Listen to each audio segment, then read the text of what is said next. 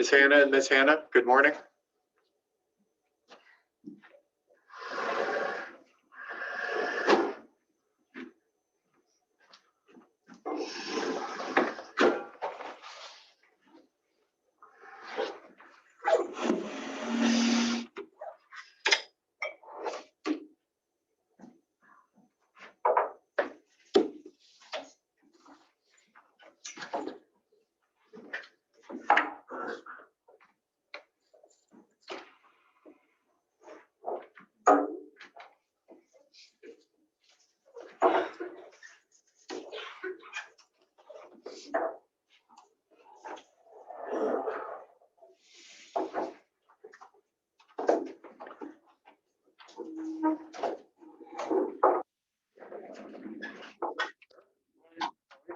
Good yourself? Fine, thank you.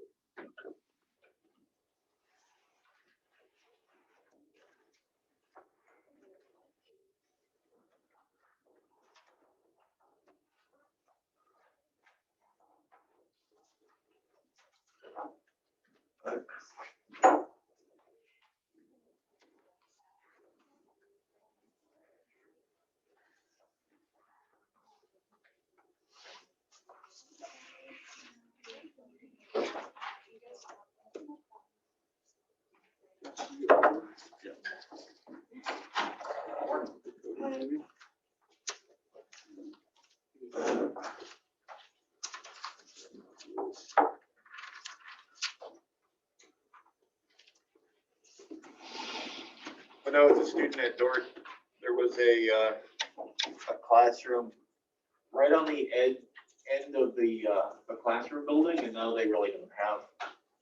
And they still call it a classroom building, but everything is connected over there. But it was right on the end, and right attached to the end was a maintenance facility that had like all of the heating stuff, the big boilers, and then there was steam heat in the building. And it all went right underneath this little tight classroom that I had political science in at 7:45 in the morning. And it was such a cramped classroom. It was like half the size of this, with the same amount of people. And it was stifling in there, especially in the winter when the boiler was working overtime and sending all of these pipes right underneath this classroom, and then they split out. So it'd be like -20, and then you'd walk into this classroom and it was like 85, 90 degrees, and you just start pulling off jackets and sweatshirts and stuff. And it was so freaking hard to keep my eyes open because it was really hot and it was early in the morning. And honestly, it wasn't a very, very exciting class. Professor was actually a little, stood about yay tall. And this is maybe not something that I should admit, I'm not so proud of it, but I sat in the back, partially because he couldn't see over the top of people, and I could take a little nap if need be. Anyway, I'll try to keep things a little bit more entertaining today. Yeah. If you ask your son about class this morning, I'm in it with him. It was political science, 7:45, and it was like 85 degrees in there this morning. Oh. Just kind of random. Okay. Coincidence there. And you were falling asleep? Yeah, I was. Yeah. He's also not the tallest man.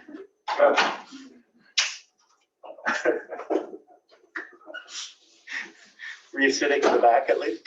I was second row as far as the front. Oh. So, yeah, you can see over the first row. Yes. Good to know. Yeah, I'll have to check in with him. I just found it funny. It was a Yeah. weird coincidence. Yeah, how about that?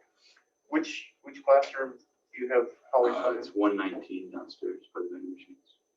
Yeah, again, probably there's Yeah. a bunch of pipes coming in and. All right. Good morning. this room isn't overly warm. I'm kind of sitting on my hands because my fingers are chilly, so. Everybody doing all right? Survived the weekend? More or less. All right, Let's talk about chapter 4. I want to start with this. So let's split into some small groups. Dana and Hannah up on the Zoom can chit chat together, which may not necessarily be like content-wise, will probably not line up perfectly, but that's okay. If you go to page 130, the Minds On question number 1, just discuss that question with a few other people. I'm hoping that either Hannah or Hannah has a copy of the book. If you don't, let me know, and I will type in the question for you. But you are planning for the new school year in a district whose scores on the statewide proficiency tests have not shown much improvement. As long as you don't stray from the Common Core standards or Iowa Core standards or whatever, you may use any assessment strategies to meet the needs, abilities, and interests of your students. Outline your plan for instructional assessment. This is why it's kind of nice to do this With people who are kind of lined up with what you want to be working on. right? So pick 2 or 3 strategies. Preferably from the text or something related to the text. And then we'll Report. We'll kind of go around and we'll hear from every group and find out what you value as assessment strategies and why. Okay? Have at it.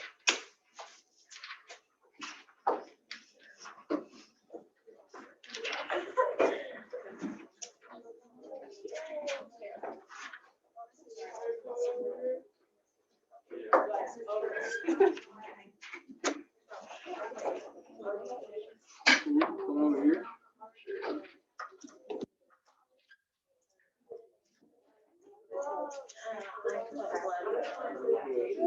Oh, he's gonna get it. Yeah, might as well.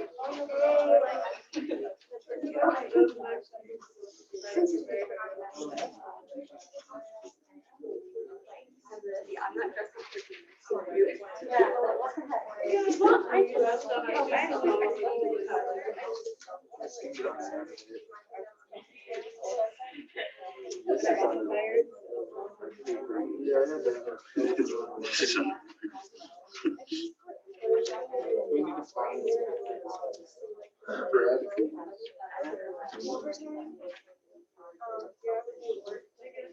Hi.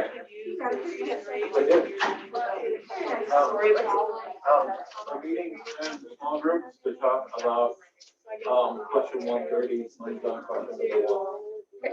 Discuss there.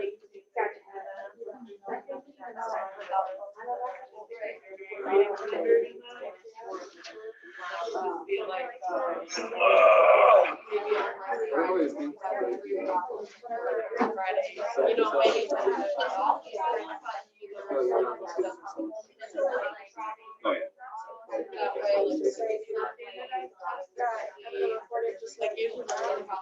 It's kind of a hard question to understand.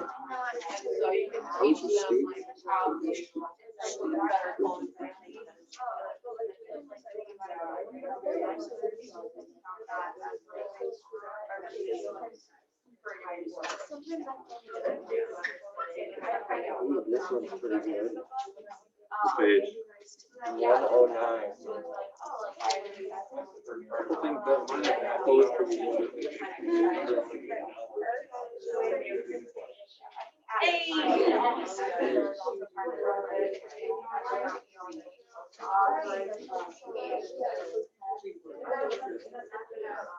You know, I thought that it's stupid. I just wanted to. Compared to Palmer. I thought that was a little bit more less coincidence than it turned out to be, because as soon as they applied, so it was 85 degrees, it took a good politics class. And it's just, I don't know. So I brought it up, I felt like an idiot after I said it. Oh, why? I thought it worked. I thought I was going to catch them in like a like his son told him about it. But no, it actually just turned out to be a stupid place. And I looked like an idiot. So we're just looking for stuff. Yeah, I think so. I don't know. I mean, like I know for history, it's gone from like legitimately just like lecture to a lot more comprehension level stuff. So critical thinking sort of stuff and analysis of text, at least in recent years at like my high school, because they were just starting to do that when I was learning about it. So I guess that could be one.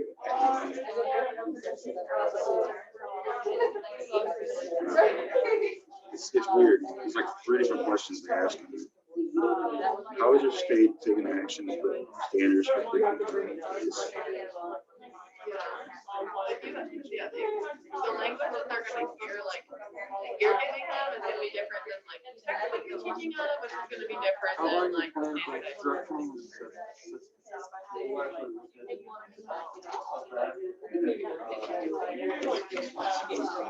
Obviously,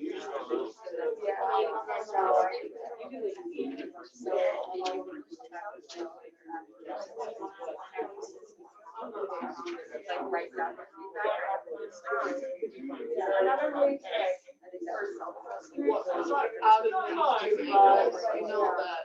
Okay, what type of angles is it? Like the angles to each other. So yeah, kind of just.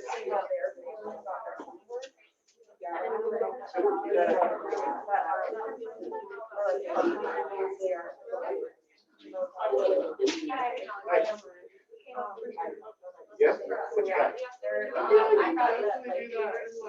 This close to I mean, middle school's probably. Readability, maybe where's that at? 124. Just make sure that students can like read the content without it being full of Basic test. Shakespeare. Our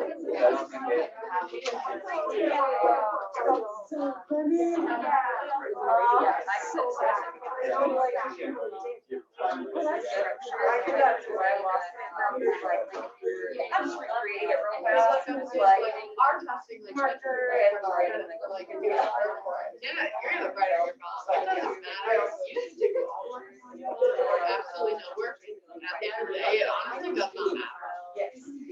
So. Yeah, exactly.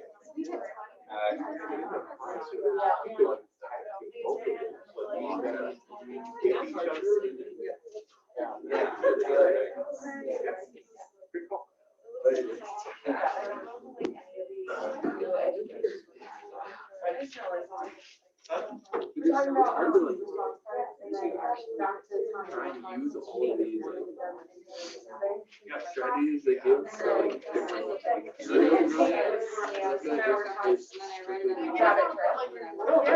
Yeah. sometimes they're hard to think of how you do.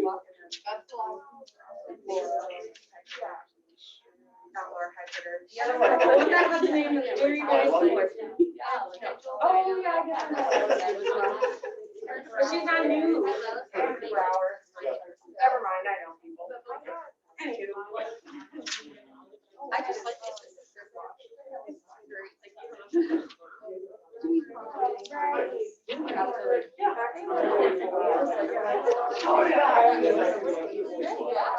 I know, I was like, please card, please don't.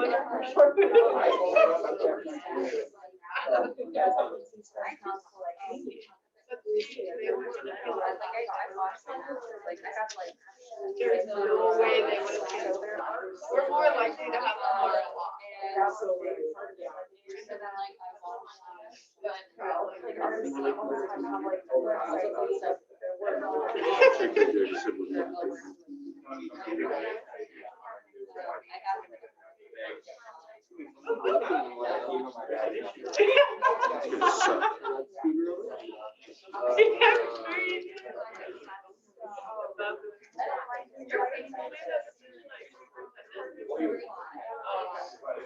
I was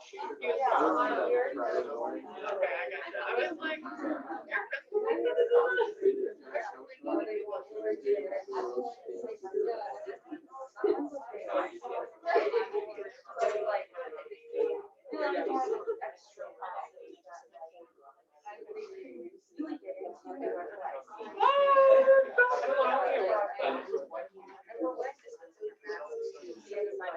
so that's like. Yeah.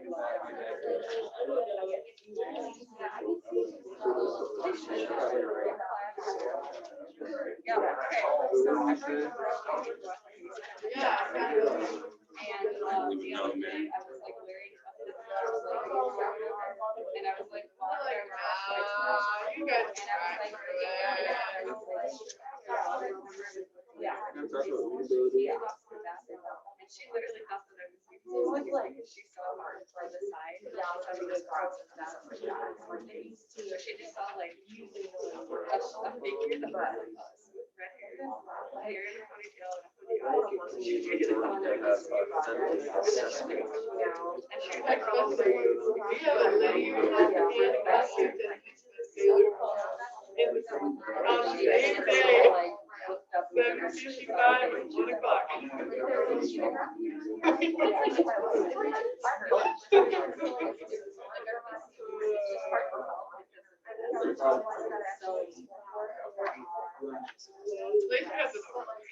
Like our eyes are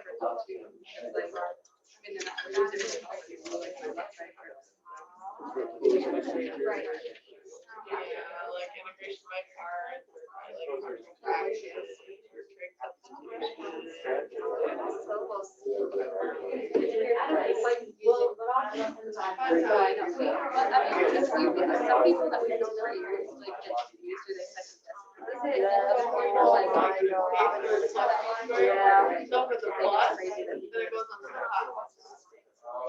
and the minus, and it goes on the like.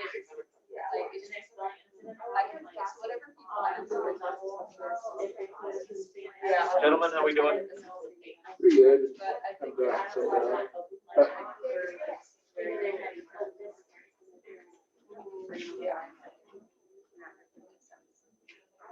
Or even with like spelling, because like in Spanish there's certain words that may be similar to each other, but they mean totally different things. So, All right.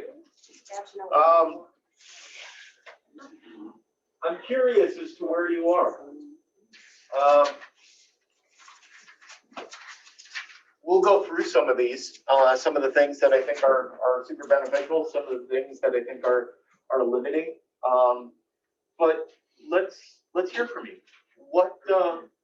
What strategies in chapter 4, if you were in this situation, you had to like come up with an assessment plan because the school sucks, the department sucks, and there've been all kinds of problems.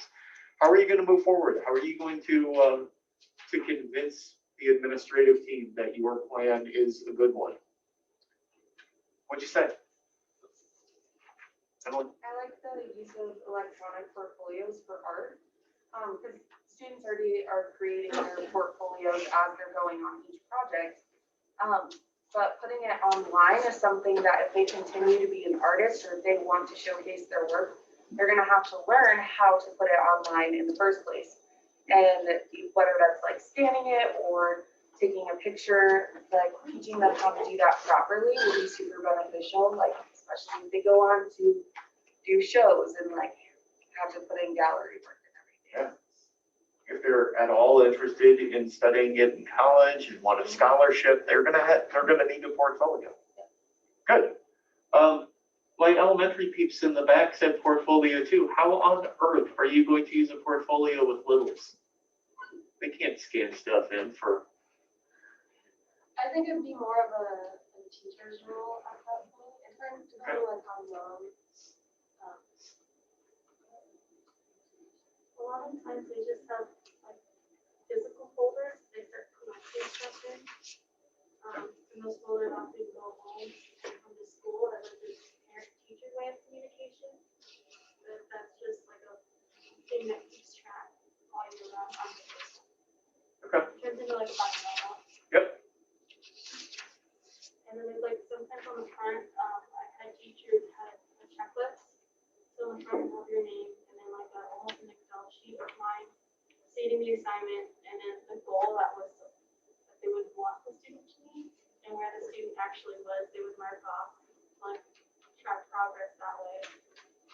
they could flip through and actually see these things as well in folder. Good. So when I was teaching in Cedar Grove, we had writing portfolios. The writing portfolios started when students were in kindergarten. And the writing portfolios for kindergarten, they were like physical, like accordion folders, and they traveled with the student from building to building. For kindergartners, there were a lot of like pictures and stuff and really poorly misspelled words because, you know, this is how kindergartners write. And it was cute. It was great. It was wonderful. And every year we were required to have students, we were required to put one consistent piece that everybody did into the portfolio and one student choice type piece. And it could be a test, it could be a paper, it could be, you know, a letter, it could be pretty, you know, whatever. Even on Friday, we were talking about unsent letters, you know, those types of things, and you could put something like that in there. And then we were told by the 5th grade teacher who was kind of in charge of the writing portfolio, right? She's a literacy specialist. That as teachers, we were supposed to go through the portfolio for each student every year and mark their progress. What's the problem with that? Each student's gonna be different. Yeah. That's problem number one. So you come up with a rubric, but every student moves at a different rate. And what else, Melissa?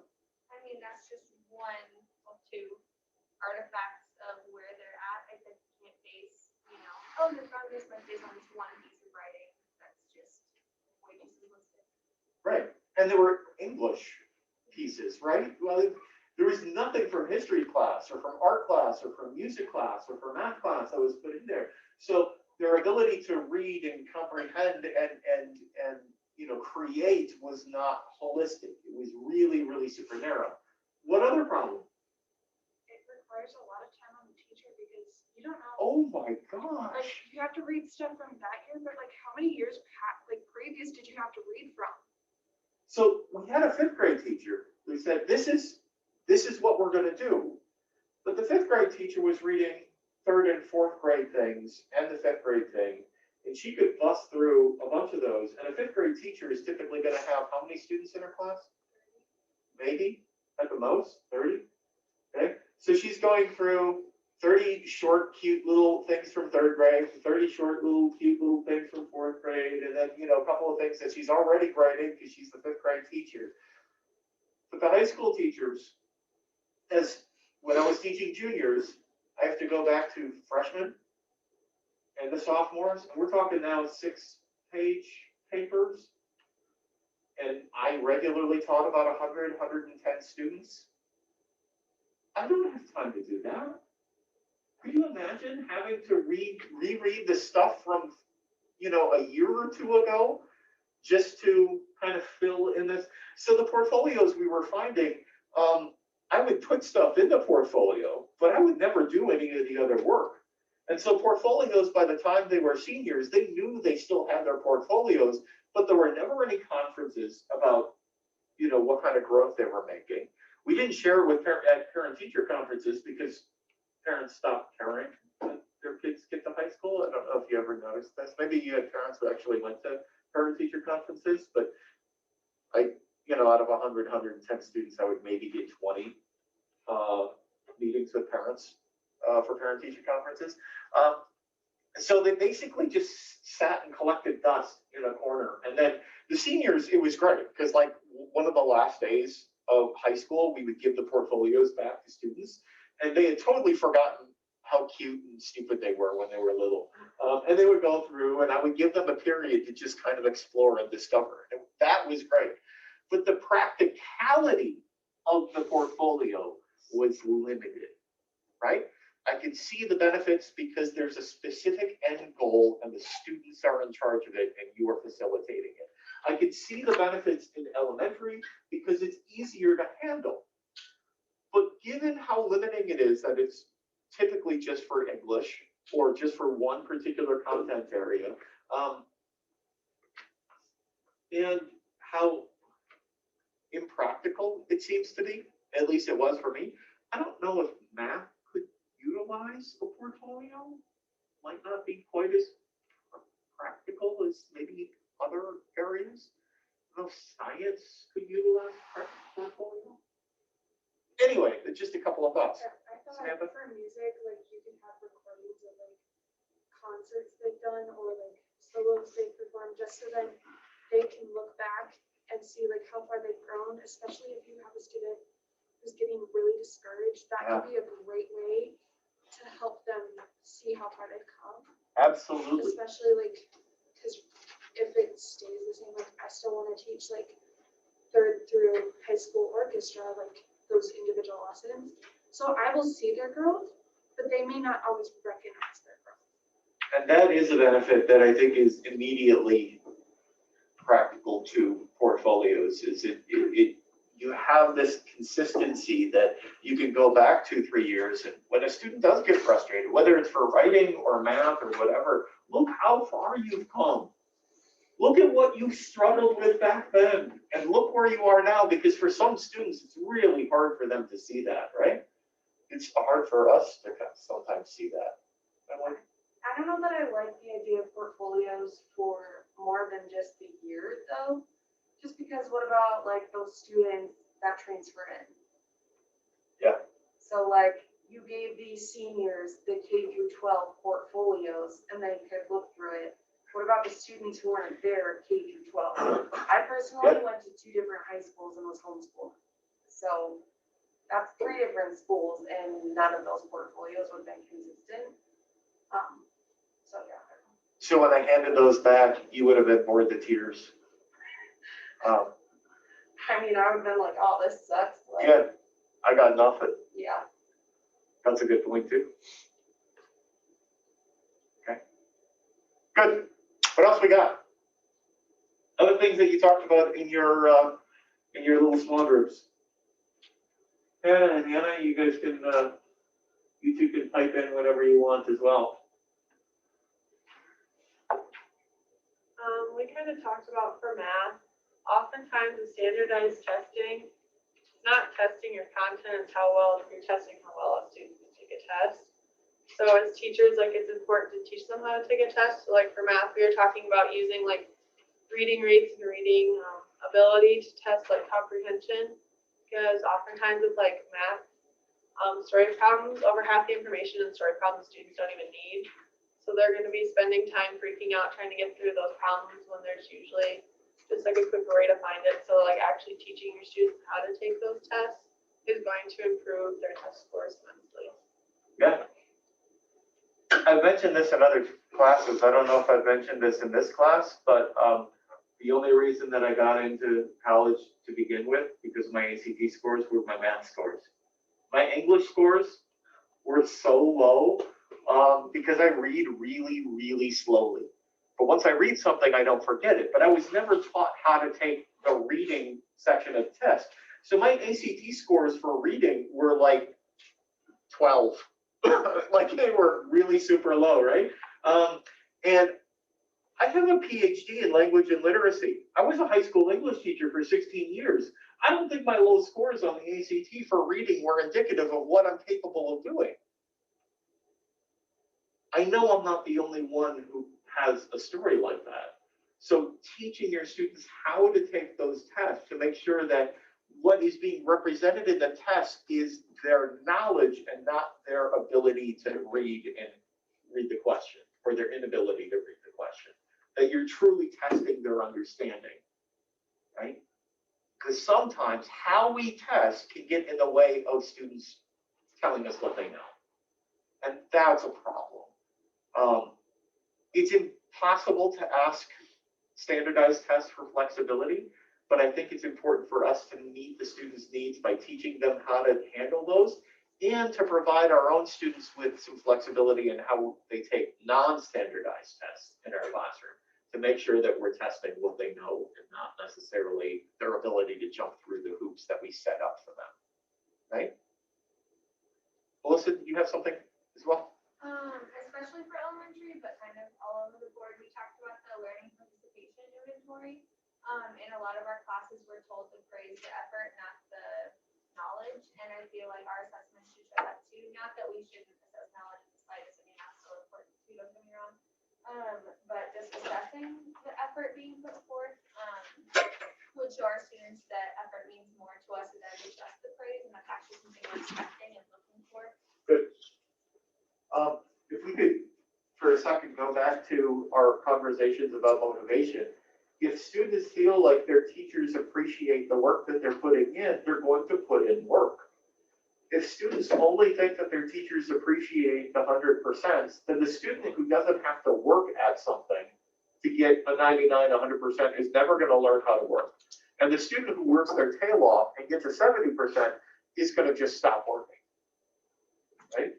And I get it that we don't necessarily want to just value participation, to just value that, because I think that does a disservice to the students because, you know, they're going to have to master some stuff, right? But finding a decent balance is important for students. Good. What other things, maybe something that hasn't been mentioned yet that you think might be valuable in an assessment plan?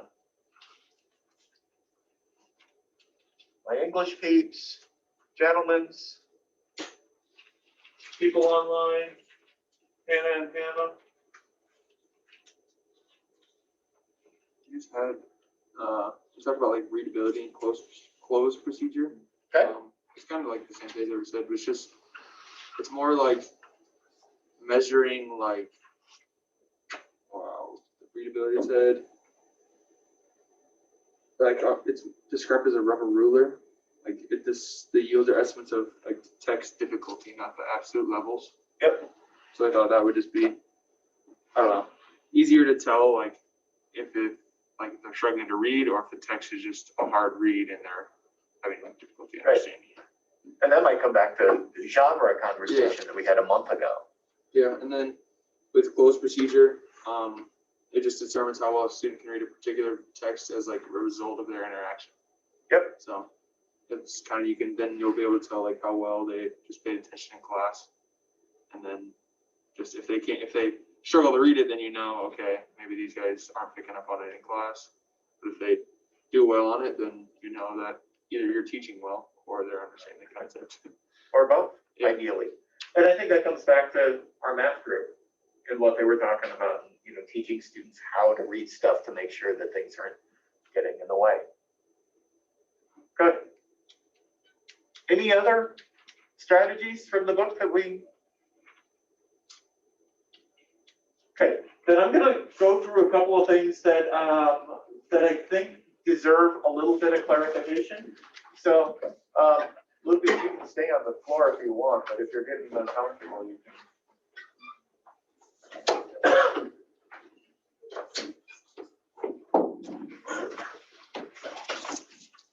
We already talked about this a little bit. High stakes testing, well, I talked about it with my elementary peeps in the back. There are some concerns about high stakes testing. If you look at page 98, they itemize them. There are 4 of them on page 98, 99. The first one that they mention is a narrowing of the school curriculum. This is particularly important for those of us who teach music and art and PE and things like that, family and consumer science, theater, those types of things. Because sometimes if it doesn't show up on the standardized test, schools don't value it, especially the schools that tend to be struggling, the schools that are poorly funded. Suddenly the music teacher doesn't get a contract renewal. Even though study after study after study has shown that music education and theater education and art education and shop class and foods class and clothing class and all of those classes raises test scores, even though none of those classes are specifically geared towards the test. But schools that have those tend to do much, much better. So high stakes testing narrows school curriculum. Some studies on the top of page 99, some studies have raised questions about the reasons behind student gains on state mandated assessment, suggesting that the scores produced may be substantially higher than the student's understanding of the subject area material. Some people are just really good test takers. I am not a good test taker because I even as a high schooler, I didn't necessarily see the value in it. How many of you, like, right now don't mind admitting that you're just a good bubble test taker? You're good at it. Somehow you, like, scores sometimes just come out good for you. I'm a better paper writer. How many of you are better paper writers? I think you would be hard pressed to find a professor on this campus with a PhD who isn't good at BSing. Seriously. Like, I wrote 200 pages that I probably could have written in 40, but a 40-page dissertation doesn't cut it, folks. So, you know, we learned how to be long-winded. We can say something and make it sound really super impressive. There are different skill sets, right? And standardized testing, I think, only gets at one. The third one, for students who struggle academically, high-stakes testing can diminish both their self-efficacy for learning and their motivation to attempt academic pursuits. For students who are academically capable, an academic routine centered on achieving a mandated test score often fails to focus on their potential as learners. Essentially, what a lot of high-stakes testing do is it distills individual students to a number on a page. And some of you, I'm guessing, have had that become part of your identity. Either you're really proud of that, or it's something that might be shaming that you got this particular score on an ACT. Well, my best friend in high school scored a 36 on his ACT. That's a perfect score. 36. So I had 5 close friends in high school. All 5 of them scored over 30 on the ACT. I did not. I was in no danger of reaching the 30 threshold. Absolutely none. Not with my English score, right? And sometimes we realize that we are more than just a number on a page, right? Standardized tests focus on things that I guess I wouldn't. And the fourth one, bottom page 99, Dorothy Barnhouse expresses concern that for some teachers, having their performance evaluated almost solely on the basis of student test scores results in the scores receiving more emphasis than authentic learner needs. We have currently, Skylar Stirk is in Denver, student teaching. Skylar's going to do a great job, no doubt about it. We have had some students in the past who have had, here's clapping for Skylar. Yay, Skylar. We've had some students in the past who've had a hard time in Denver because their cooperating teachers have had a hard time with them in the classroom. See, teacher pay in Denver, I don't know if it's that way this year, it was 2 years ago. Teacher pay in Denver was specifically geared to how their students did on standardized tests. Could you imagine that? The pressure that you have? Like, let's say that, you know, my wife is pregnant. We are starting a family. She's not, by the way. It's a hypothetical, okay? We're starting a family. I could really use a $2,000 raise because, you know, there's stuff happening. So I am going to focus my students on that standardized test. And it may come at the expense of relationship with my students. It may come at the expense of other things like art and music and other things that are very, very valuable. Could you imagine the pressure on a teacher to know that, oh, we've got this really, really hard class coming in, really super low test takers. So the chance of you actually keeping your current salary is slim to none. Chances are they're going to score really low and you're going to lose $5,000 in your next paycheck. Holy crap! If you have an option to move to a school where students are naturally brilliant test takers, if it's a 7,000 or 8,000, we're talking a 20% gain loss. That would be kind of motivating, wouldn't it?